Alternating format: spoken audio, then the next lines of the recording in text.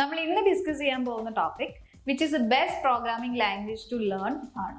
നമുക്ക് ഫെമിലിയർ ആയിട്ടുള്ള 3 ലാംഗ്വേജസിനെ പറ്റിയാണ് നമ്മൾ ഇന്ന് ഡിസ്കസ് ചെയ്യുന്നത്.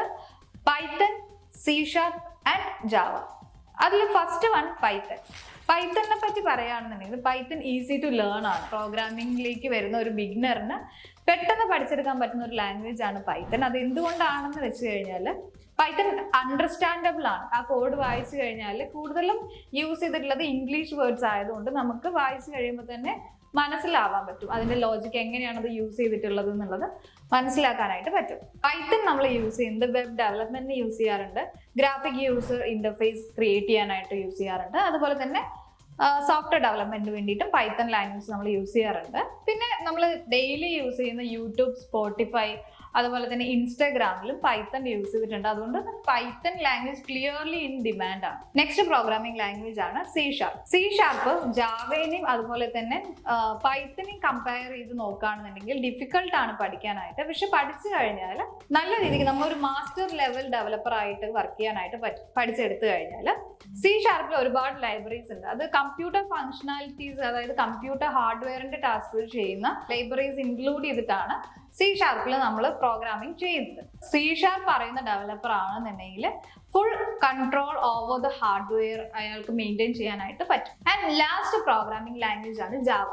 ജാവ എന്ന് പറഞ്ഞു കഴിഞ്ഞാൽ ഹൈലി ഡിമാൻഡ് ഉള്ള ഒരു പ്രോഗ്രാമിംഗ് ലാംഗ്വേജ് ആണ്. അതുപോലെ തന്നെ ഹൈ സ്പീഡ് ഓഫ് എക്സിക്യൂഷൻ ആണ്.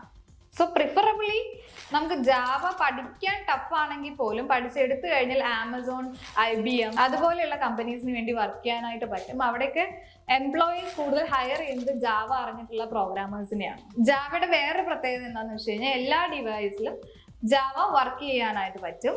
ഒരു ബിഗിനറെ സംബന്ധിച്ച് അയാൾ ജാവയാണ് ചൂസ് ചെയ്യുന്നതെന്നുണ്ടെങ്കിൽ ബിഗിനേഴ്സിന് വളരെ ടഫാണ് ജാവ പഠിച്ചെടുക്കാൻ വേണ്ടി. പൈത്തൺ, അതുപോലെ ജാവ, സി ഷാർപ്പ്, ഇത് മൂന്നും കമ്പയർ ചെയ്ത് നോക്കുമ്പോൾ 3 ലാംഗ്വേജും ബെസ്റ്റ് ആണ്. അത് ഏത് രീതിയിലാണ് ബെസ്റ്റ് ആയിട്ടുള്ളതെന്ന് വെച്ച് കഴിഞ്ഞാൽ നിങ്ങൾക്ക് പെട്ടെന്ന് ഒരു ലാംഗ്വേജ് പഠിച്ചെടുക്കാനാണെങ്കിൽ നിങ്ങൾ പൈത്തൺ ചൂസ് ചെയ്യാം.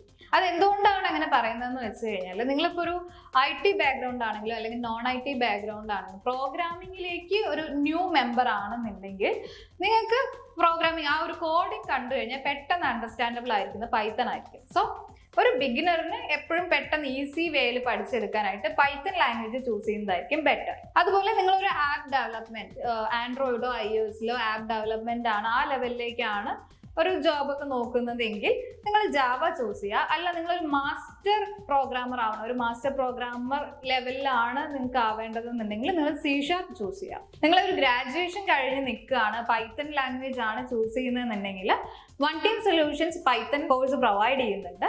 നമ്മൾ പ്രൊവൈഡ് ചെയ്യുന്ന ഹാൻഡ്സ് ഓൺ ട്രെയിനിങ് മെത്തേഡാണ്. If you are interested, please join with us. This is Harishri from One Team Solutions. Thanks for watching.